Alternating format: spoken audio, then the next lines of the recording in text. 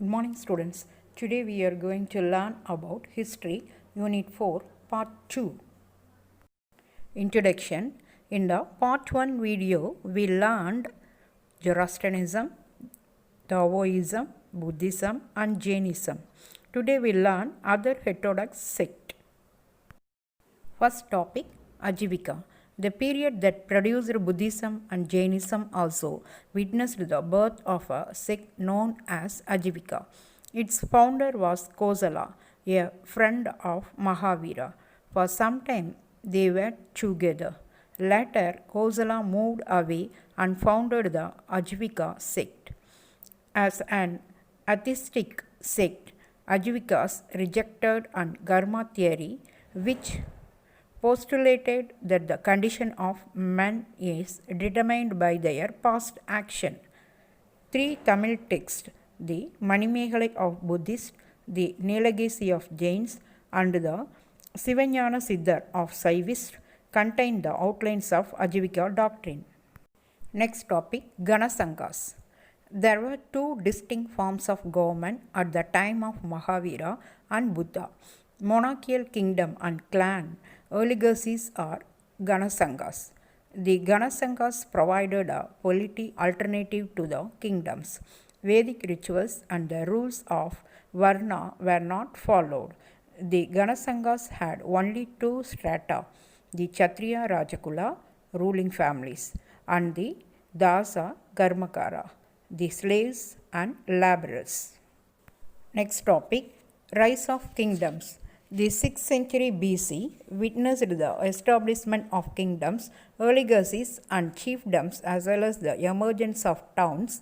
From the largest of the chiefdoms emerged kingdoms. With the emergence of kingdoms, the struggle for supremacy among different states occurred frequently. Sacrifices such as Rajasuya and Aswamedha were performed to signify the imperial way of monarchs over their rivals. The Rigvedic title of Rajan was replaced by impressive titles such as Samrat, Ekrat, Virat, or Hoja. Next, growth of royal power. The king enjoyed absolute power. The Sabha of Rigvedic period ceased to exist. The king sought the aid and support of the Samiti on matters like war, peace, and fiscal policies. The growth of royal power was reflected in the enlarged administrative structure. The king was now assisted by a group of officers such as Buhaduha, collector of taxes, Sudha, charioteer, the Aksharappa, superintendent of gambling, Shatri, chamberlain, Gorikattana, king's companion in the chase, Palagola, courtier, Dakshan, carpenter, and Radhakara, chariot maker. Next topic, the rise of Mahada kingdom. The polity followed in kingdoms was different from the ganasangas. Kingdoms operated with a centralized government. Kasi, Kosala, and Mahada are considered to be powerful. Bimbisara was the first important king of Mahada.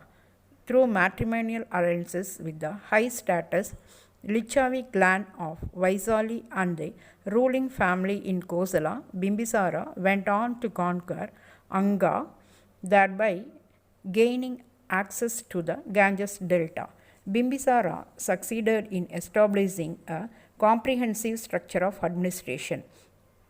Each village was brought under a Gramani, who was responsible for collecting taxes and remitting them to the state treasury.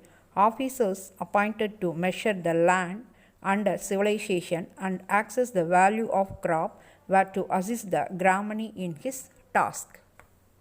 Next, Ajada Satra. Ajada Satra, the son of Bimbisara, is said to have murdered his father and ascended the throne in 493 BC. He continued his father's policy of expansion through military conquest. The capital city of Mahada was Rajagriha, which was surrounded by 5 hills, providing protection to the kingdom from external threats. Ajada Satra strengthened the Rajagraha fort and also built another fort at Padaligrama on the Ganges. It served as the exchange center for the local produce and later became the Mauryan capital of Padaliputra. Ajatasattu died in 461 BC and he was succeeded by 5 kings. People of Mahada appointed the last ruler, Viceroy Sisunga, as the king.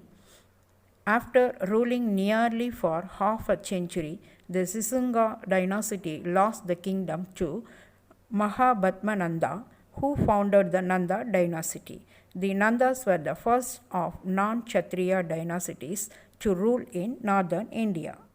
Next topic, Mauryan Empire, State and Society. Mauryan kings. Vishnugupta, who was later known as Chanakya or Kaudilya, fell out with the Nanda king and vowed to dethrone him. Chandragupta, perhaps inspired by Alexander of Macedonia, was raising an army and looking for opportunity to establish a kingdom of his own.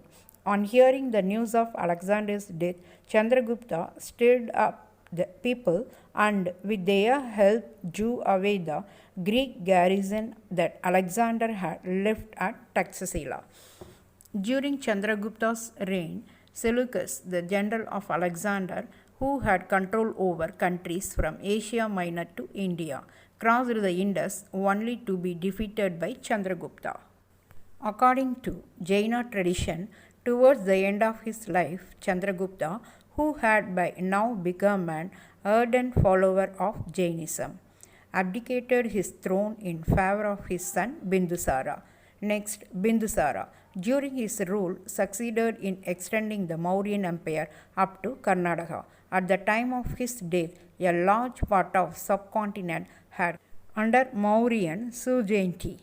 Asoka waged a war against Kalinga in the 8th year of his reign. The people of Kalinga fought bravely, but they were defeated after a large-scale slaughter. This war and slaughter affected Asoka so much that he decided to give up war. Asoka became an ardent Buddhist after meeting the Buddhist monk Ubagupta and propounded his dharma. Next, in one of his Kalinga edicts, he tells us his horror and sorrow over the deaths which the war and conquest caused. Next, Asoka's passion for protecting life extended to animals as well. Hospitals were constructed for them and animal sacrifice was forbidden. Asoka sent his son Mahendra and his daughter Sangamitra to Ceylon to spread his message of Dharma there. Asoka died after ruling for 38 years. Our national emblem with 4 lines is a replica of. Next topic, Mauryan Administration. The Mauryan state in its early years undertook some measures that were positive for the development of society.